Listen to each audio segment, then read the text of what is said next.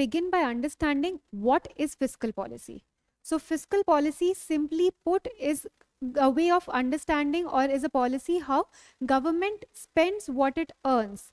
So think of India as a family, as a big family, and government is the head of that family. So government is going to earn through some forms. Government is going to earn in the form of taxes, direct taxes and indirect taxes, and then it is going to spend this money on different sectors like education, health, infrastructure, social welfare, subsidies, and things of that sort.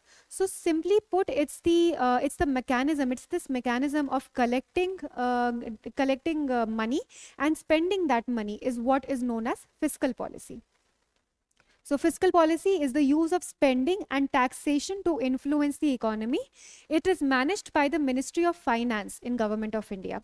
So this is the body that manages it. And then there are two key components that we already discussed. So one is your revenue. Revenue is what the government earns. So government basically earns in the form of taxes, and expenditure is what the government spends on. So this expenditure is the spending of the government. And what are the objectives of fiscal policy? So the objectives are economic growth. So there are different types of fiscal policy which we will cover in the next slide.